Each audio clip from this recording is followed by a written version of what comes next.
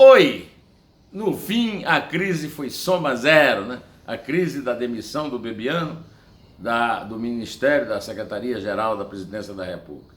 Por quê? A crise surgiu de uma denúncia de mentira. Os três mentiram. Gustavo Bebiano mentiu quando disse ao Globo que não havia crise no Palácio em relação à sua presença no Ministério.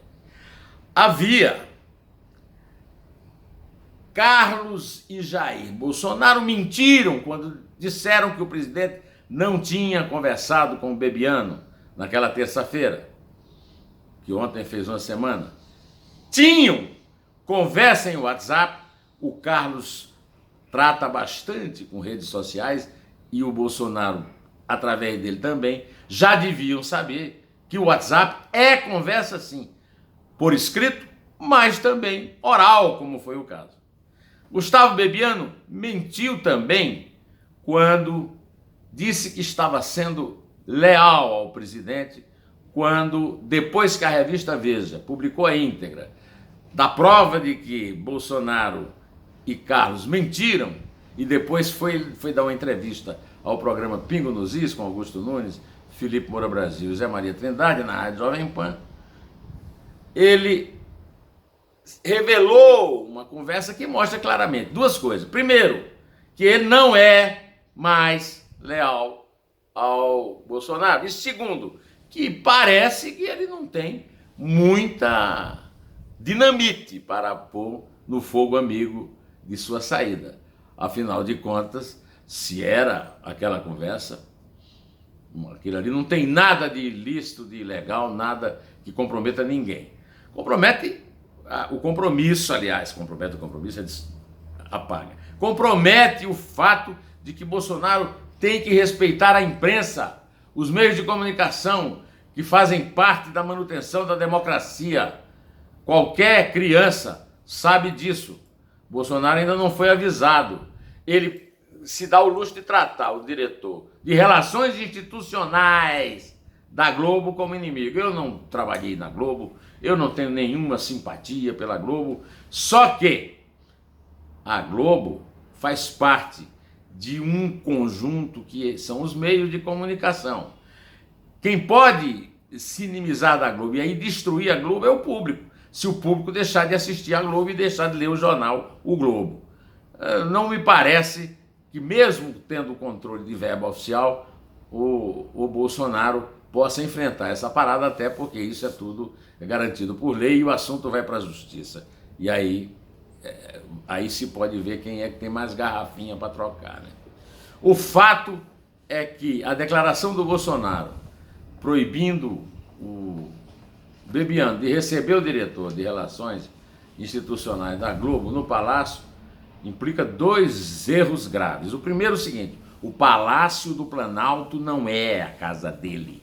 O Palácio do Planalto é o conjunto de escritórios, um prédio público no qual funcionam escritórios do presidente da República, eleito pelo povo, e dos ministros que ele escolheu. Ponto. Palácio da Alvorada é a mesma coisa. Ele vai ter que sair do Palácio da Alvorada, como o Temer saiu, como a Dilma saiu, todos os presidentes quando cumprem os seus mandatos. São posições provisórias, não implicam posse nem propriedade. Pois bem, além disso, é bom lembrar, muita gente aí, bolsonarista, está lembrando o episódio do Joesley Batista na garagem do Palácio do Jaburu com o Temer. Não é bom lembrar. O Joesley Batista está aí respondendo a possibilidade de perder o prêmio da sua delação. Mas o Temer virou um presidente, um pato, não é pato manco não, um pato morto. Olha, não é o que se espera que o Bolsonaro seja, porque ele tem muita coisa para fazer. Aliás, já perdeu uma parada importante. Quando ele foi para Davos, deixou o Mourão na presidência e o Mourão assinou, certamente combinado com ele, um decreto que aumenta o número, chegando até a chefe de gabinete, dos funcionários que garantem o segredo, o sigilo de documentos oficiais. A Câmara derrotou por 367 a 57. Talvez não seja automática a votação com a queda do Gustavo Bebiano, mas mostra uma enorme satisfação do Congresso em relação ao jeito de fazer, ou melhor, de não fazer política do Bolsonaro. Ah, não, mas o Bolsonaro foi eleito pelo povo para fazer a nova política, para derrotar a velha política. Foi, é? Fernando Bezerra, líder do governo no Senado, é nova política, é? Fernando Bezerra é de uma ilustre família da aristocracia rural pernambucana. Foi fiel servidor de Eduardo Campos Neto do Arraes, de Lula e de Dilma. Ele era tão aliado da Dilma que votou contra o impeachment dela. E foi ministro. Foi ministro de Dilma, sim, senhor. Agora tem 5 inquéritos na polícia e é o líder do governo Bolsonaro no Senado. É nova política? Tem uma coisa que parece que a nova política não muda em relação aos políticos, né? O político continua sendo uma atividade bastante distanciada do povo que os políticos dizem representar. Só por isso, a escolha profissional dos filhos do Bolsonaro pela política não os recomenda, mas esse é outro assunto, até porque voltaríamos àquele caso em que o Carlos Bolsonaro disse que alguém muito próximo ao Bolsonaro estava querendo a morte dele, e todo mundo entendeu corretamente que era o Mourão. Depois ele foi obrigado a recuar, até porque o Mourão é vice-presidente eleito, assim como o Bolsonaro é eleito, e como o Temer tinha sido eleito na chapa da Dilma. Pois então, a derrota da Câmara é uma demonstração de que a Câmara não está lá à disposição das tropas de assalto do Carlos Bolsonaro nas redes sociais, não.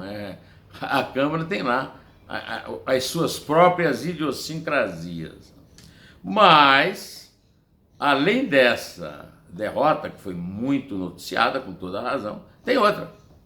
O herói do povo, o ministro Sérgio Moro, que em 2017 disse com razão, que Caixa 2 era crime, repetido Carmen Lúcia, repetido o que nós todos ouvimos pela televisão, um ex-presidente do Supremo dizer, olha, Caixa 2 é crime, é um crime grave como a corrupção, e fatiar o pacote anticrime e anticorrupção para possibilitar o Congresso cheio de acusado, processado e condenado em operações como a Lava Jato, não é uma coisa coerente com o que o Moro dizia e com o que o Bolsonaro pregava em seus tempos de candidato. Aliás, eu estou publicando hoje no Estadão um artigo no qual eu me refiro ao fato de que o Bolsonaro pode se tornar um herói do povo de vez se ele acabar com o rachuncho, né, dos senhores deputados estaduais, federais, vereadores, prefeitos e senadores, que é um achaque horroroso de pessoas humildes por políticos profissionais. Foi revelado nesse episódio de Fabrício Queiroz. E também se acabar com os laranjais que existem por causa do criminoso fundo partidário e do não menos criminoso e trilionário fundo de financiamento de campanha. Bom, neste dia também nós temos a notícia de que os tucanos humilharam o Gedel. O Gedel foi apreendido com 51 milhões de reais num apartamento controlado por ele, pela mãe Marlúcia e pelo irmão Lúcio. Agora se fala em 100 milhões em dinheiro vivo na mão do Paulo Vieira de Souza, o Paulo Preto, tido não mais como operador do PSDB, mas como operador da Odebrecht, junto aos tucanos que governam São Paulo. Paulo Preto foi diretor da Dersa na época do Serra. E se ele guardava dinheiro, como foi denunciado, num apartamento e botava até o sol para evitar que o dinheiro, as notas embolorassem, não era para ficar com esse dinheiro. Pela minha lógica, era para dar para os seus superiores. Ele foi diretor da DERSA no governo Serra, indicado por Aloysio Nunes Ferreira. Chofé e segurança de Carlos Marighella, o tema do filme aí do Wagner Moura, quando o Marighella cometia seus crimes na época do regime militar.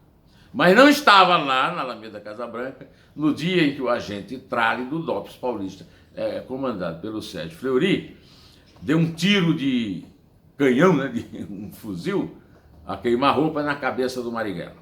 De qualquer maneira, agora um tirambaço, né, da Polícia Federal e do Ministério Público capturaram as informações de que Aloysio Nunes teria recebido um cartão de crédito de uma conta do Paulo Preto na Suíça no valor de $200 mil.